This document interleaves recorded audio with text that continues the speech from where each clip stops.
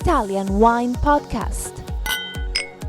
Chin Chin with Italian wine people.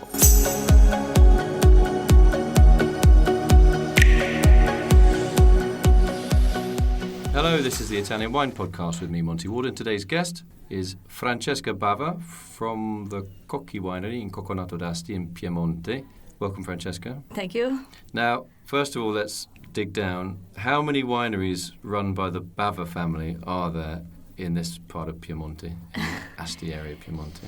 It's actually a couple of wineries. Well, you tell me the names. Yeah, first one is Bava Winery, so the family business, which we run in Coconato since 1911. This is like traditional Piedmontese wine. A lot of Barbera, many different kinds of Barbera, Nebbiolo, but also Chardonnay, and so on. So, and your father is? My father is Roberto. He's the fund manager of Roberto of the Bava, and he's in another interview that we've done. Yes. Okay, so that's Roberto Bava from Bava. So you're his daughter, you're Francesca's daughter, and you run a separate winery called Cocchi, C-O-C-C-H-I, which is in the same area, Coconato d'Asti. So what do you make at your winery, at the Cocchi Winery? Yeah, Cocchi makes sparkling wine and aromatized wine, which is basically Vermouth di Torino. Right, okay, so tell me about the sparkling wine. Cocchi has been making sparkling wine since the beginning of its history, so 1891, which is a long time ago. And we have always been making sparkling wine and aromatized wine. So since the beginning, as we are in the Asti region, of course, Asti Spumante has always been one of our main focus. So you make Asti Spumante? We make Asti Spumante. So how many styles do you make? There's a dry style that's just come out as well, isn't there? Yes,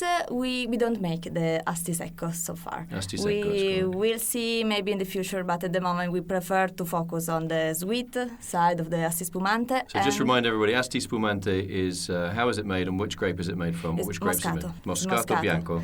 Moscato Bianco, which is really one of the main grapes in the Asti hills. But besides Asti Spumante, we also like to focus on the dry varieties. So Piemonte has a long history of Pinot Nero and Chardonnay as So you well. make Pinot Noir and Chardonnay? Yes. As still wines? No, sparkling. Traditional method sparkling wine? Yes. Okay. Which is now called Altalanga. Okay. So Altalanga is the DOCG new appellation, but with a long history. And I'll just say to everybody, what is the Langa or the Langhe? Langhe is the hills region in the south of Piemonte, so near Alba, the area of Barolo, of course. And the area of truffles as well. Of truffles as well. Yeah, but besides Barolo, like in the southern part of Piemonte, there is a very long history of white grapes and made for the sparkling wine. So you make sparkling wine at Cocchi Winery, and you also make this aromatized wine, which in French would probably be called Vermouth, which is a very popular style in northern Italy, this part of northern Italy, isn't it? It's a historic style. So just tell me, how do you make it? What's it made from? What does it taste like? What would I drink it with? Yeah, aromatized wine is based on wine, of course. In our case, the most frequently available wine is Moscato. So basically we take Moscato and we add extracts of herbs and spices. What kind of herbs? Rosemary, garlic? Not garlic, for what I know, but rosemary can be used, for example. Really? But the most important one is the wormwood, which is gives the name. Artemisia. Artemisia absinthium, exactly, growing in the Alps. So as long as we can, we prefer to use the local varieties. So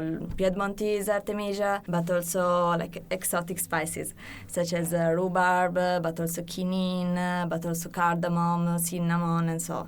The list is very long. We use up to 30 different spices and herbs. Is the recipe secret? Of course. How much money do I have to give you to get the secret? No way. But I don't know it. Is it so? Who does the blend? Is it like a master blender that does that? Is it, or a little old man in a cap, or a little old? Is it very historic, traditional, or is there like a set recipe that a technician has to? Actually, every different producer have his own formula. At Cocchi, we have two different botanists, my uncles, actually, Paolo and Giulio. So now you know all the all the family. How old are Paolo and Giulio? They're brothers, are they? Yeah, yes, the three brothers, Roberto, Paolo, and Giulio. So they're your two uncles. Your father Roberto's two brothers. Yes, yeah, exactly. And one is taking care of the vineyards and of the botanicals, so most specifically on the vermouth side. And Giulio is most focusing on the sparkling winemaking. So the botanicals, I mean, are you growing any of them yourself? Or do you harvest them wild? Are you allowed to harvest them wild or not? How does it work? We don't grow the botanicals, but we did some project on the farming of some of the botanicals, especially the artemisia, the wormwood, which is really the most important one. And we've been doing a project, for example, in the Venaria Reale Castle, which is a very old and historical castle in the surrounding of Torino. And we have been growing the wormwood in the gardens of the castle. Did the monks used to grow artemisia there, vermouth or wormwood there? Not the monks, but the kings. He had a big garden with all the botanicals and a green garden as well. So it would have been a French king at the time? Savoia. Yeah, Savoia family. Yeah. Yes, and they were the first one using the wormwood. At that time, for aromatizing water for the soldiers. Wormwood has some healing properties as well for the liver and so on. Later on, the Savoia family were also one of the most important promoter for the vermouth category. So what's your main market for your vermouth? It used to be Italy at the beginning of the Cocchi history. Now it's more USA, UK. We export mainly our vermouth. So what changed in Italy? Was it seen as an old man's drink? Not anymore, I would say. Do you think the younger generation will be interested in these wormwood flavours? Yes. Artemisia flavours? And it is. Have you had to check? Is it a little bit sweet? It is sweet and it is bitter as well. So both bitter and sweet, and probably this is why it's so widely used both neat and in cocktails. So you drink it as an aperitivo? Yes, aperitif or digestive as well. And can you have it with food? Yes, why not? Actually, we did a tour of wine dinner, vermouth dinner, we call them, using spices of the vermouth as ingredients. So spices in the food and in the vermouth. Did it work? Yes, yeah, very interesting. Oh, you got a big smile on your face. Yeah. Yeah, food, of course, is one of the passion of my family. But do your friends think, I mean, obviously it's a tradition in your region, but do your friends, you're fairly young, do they see you as a bit old-fashioned, so that you're selling this sort of historic drink that generally old men would drink? I know famous artists did as well, like Van Gogh, for example, he's said to be drinking vermouth when he passed away. But do they find it a little bit odd? Probably they used to find it old, until 5 years ago, we may say. But now it's getting really popular. Fashionable. Yeah. So is the packaging really important? It is, but it is not the essential, I think.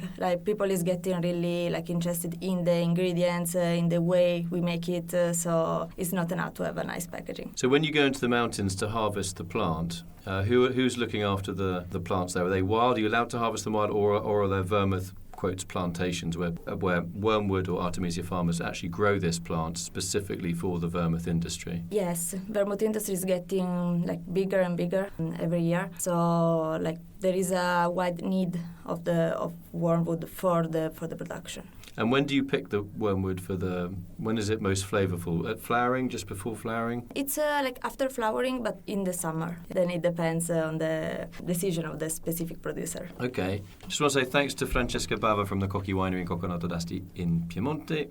Thanks for telling us about your sparkling wine. And thanks in particular for telling us about your vermouth. I know your father, Roberto, who we interviewed in a separate podcast, is a big fan of the vermouth, and he wanted to explain that to us. But it was nice that you explained that to us as a younger member of the family, because it is seen as historically as an old-fashioned drink. But it's also thanks to Francesca Bava from the Cocchi Winery, telling us about her family's sparkling wine and her family's vermouth. I'd love to come and see the actual vermouth, where the vermouth is grown. That'd be fantastic to see that. Everybody just migrates to the vineyards in Piemonte and sort of, I'm in a famous Barolo single vineyard. I'd much rather be up in the hills looking at some of these herbs. It'd be fantastic. Yes, come to Coconato and see also the vermouth production. Great. Thanks a lot, Francesca. Thanks for coming. Thank you.